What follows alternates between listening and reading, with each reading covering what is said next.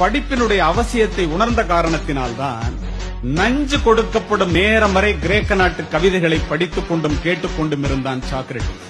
தூக்கு கயிற்றை முத்தமிடும் வரை படித்துக் கொண்டிருந்தான் உமர் முக்தார். தூக்கு மேடைக்கு அழைத்துச் செல்லும் வரை படித்துக் கொண்டிருந்தான் பகத்சிங். படுக்கின்ற இடம் கூட படிப்பகத்திற்கு அருகாமையில் கேட்டார் அண்ணல் அம்பேத்கர்.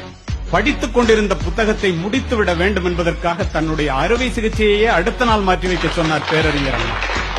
பயணங்களின் போது எல்லாம் படிப்பதையே தன்னுடைய வழக்கமாக கொண்டிருந்தார் பாரதத்தினுடைய முதல் பிரதமர் ஜவஹர்லால் நேரு. படித்துக் கொண்டிருந்த புத்தகத்தை முடிக்காமல் தூக்கத்தையே மறந்தவர் முன்னாள் ஜனாதிபதி ராதாகிருஷ்ணன் அவர்கள்.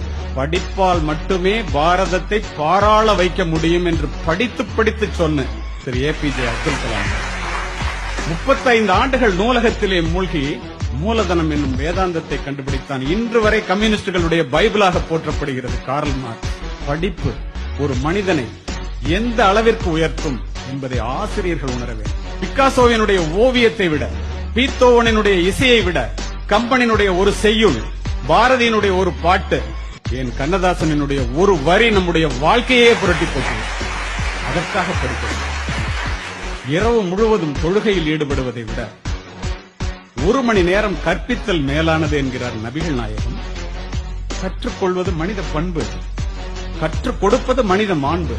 கற்க தோங்குபவன் மாணவன், கற்றுக்கொண்டே இருப்பவன் ஆசிரியன். கற்றுக் கொடுப்பதனால் தான் ஆசிரியரை கற்றுக் கொடுப்பவர் என்று சொல்லுகின்றனர். நீர் அளவே ஆகுமாம் நீராம்பல், தான் கற்ற நூல் அளவே ஆகுமாம் நுண்ணறிவு.